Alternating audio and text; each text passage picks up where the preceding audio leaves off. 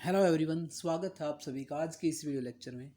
आज के इस वीडियो लेक्चर में हम कक्षा 10वीं के विषय सामाजिक विज्ञान के अध्याय लोकतंत्र की चुनौतियों के बारे में पढ़ेंगे। तो आइए शुरू करते हैं इस वीडियो लेक्चर को और जानते हैं लोकतंत्र के सामने कौन कौन सी मुख्य चुनौतियाँ हैं और उन चुनौतियों से हम किस तरह निपट सकते हैं।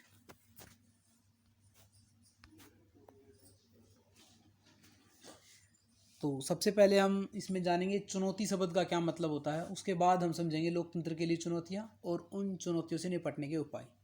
तो पहले जान लेते हैं कि चुनौती का क्या अर्थ है।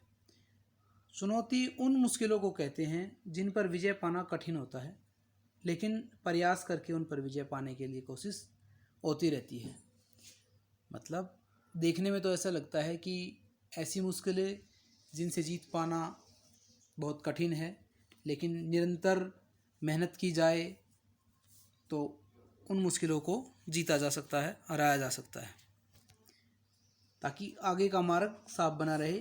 हम आम तौर पर उन्हीं मुश्किलों को चुनौती कहते हैं जो महत्वपूर्ण तो हैं, लेकिन उन पर जीत भी हासिल की जा सकती है। तो ऐसी मुश्किलें जो महत्वपूर्ण हैं और उन पर जीत हासिल की जा सकती है, उन्हीं को चुनौती कहा जाता है। अब देखते हैं लोकतंत्र के सामने क्या क्या चुनौतियां हैं वर्तमान समय में। सबसे पहली चुनौती है कि दुनिया के 1/4 हिस्से में अभी भी लोकतांत्रिक शासन व्यवस्था नहीं है। मतलब अधिकतर विश्व में तो लोकतांत्रिक व्यवस्था स्थापित की जा चुकी है, लेकिन अभी भी बहुत सारे ऐसे देश हैं जिनमें लोकतांत्रिक व्यवस्था स्थापित नहीं की गई है। दूसरा, इन इलाकों में लोकतंत्र के लिए बहुत ही मुश्किल चुनौतियां हैं, चाहे वो राजशाही हो, राजतंत्र हो, तानाशाही हो या अन्य और प्रकार की चुनौतियां हैं।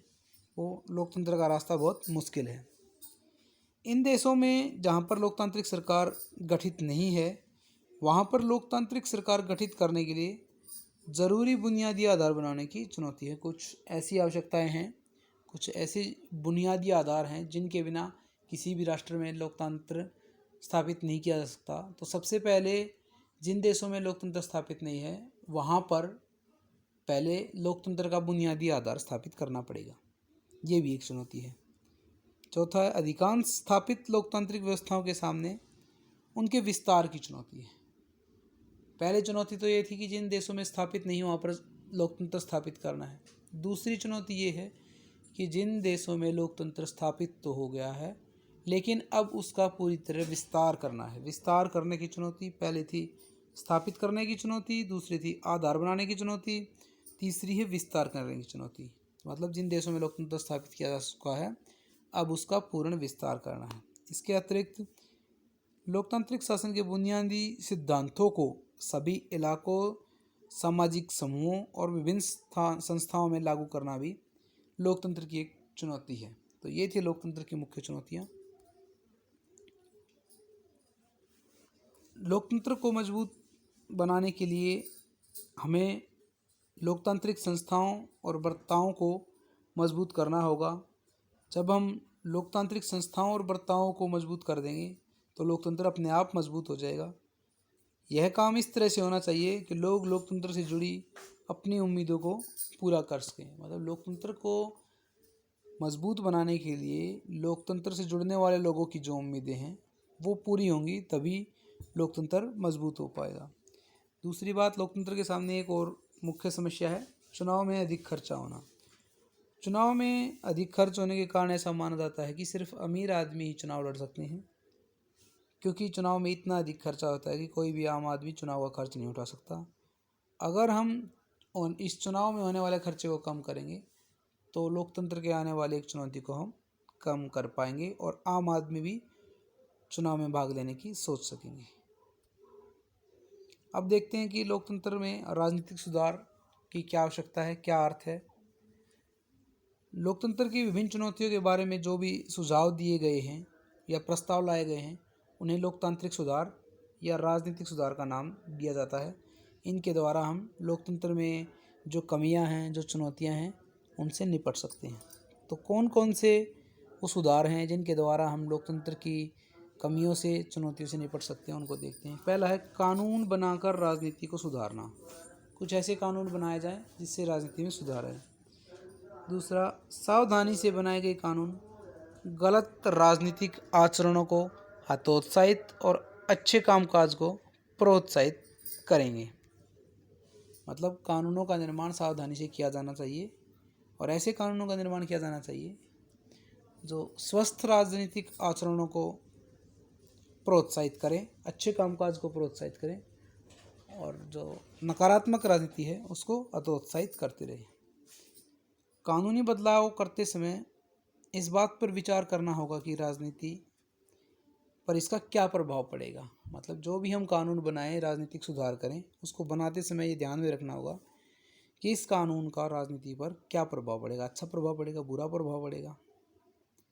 और अंत में कई बार प्रभाव एकदम उल्टे निकलते हैं। जैसे कई राज्यों ने 2 से ज़्यादा बच्चे वाले लोगों को पंचायत चुनाव लड़ने पर रोक लगा दी थी।